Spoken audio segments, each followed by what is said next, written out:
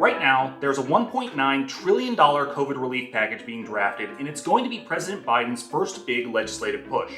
The American Rescue Plan was actually announced about a week before Biden took office, but what we see go to the floor will likely be drastically different and several thousand pages longer than what was proposed in January. One of the biggest changes we're going to see is that an increase in the federal minimum wage to $15 per hour likely won't be included, and here's why.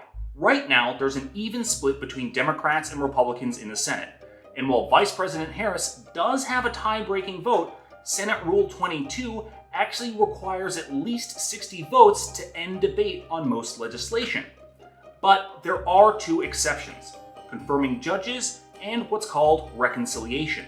See, back in the 1970s, Congress decided that they needed to pass a budget each year, but they didn't want it to be a total nightmare each time. So, as part of the 1974 Congressional Budget Act, they included a provision for reconciliation, a process in which committees can work out different aspects of a bill in parallel with instructions on how to reconcile their measures into a single omnibus package at the end. The ins and outs are still really complicated, but the main takeaway here is that once a piece of legislation goes through reconciliation, it only needs 51 votes to pass in the Senate. However, there are limits to how often reconciliation can be used and what kinds of things can be included. In the mid-80s, the Senate adopted the Byrd Rule, named after Senator Robert Byrd of West Virginia, which allowed senators to block provisions they deemed to be extraneous to the basic purpose of implementing changes to the budget.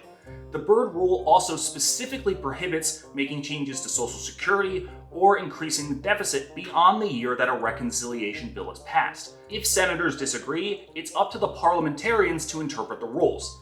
And that brings us back to COVID relief and the minimum wage increase. In order to get passed quickly, the American Rescue Plan will need to go through reconciliation, and it's not clear if a minimum wage increase could pass the bar to be included in that process. And it seems that there are more arguments against it than for it. So even though a $15 minimum wage was a Biden campaign pledge, it may not actually be possible, at least for now.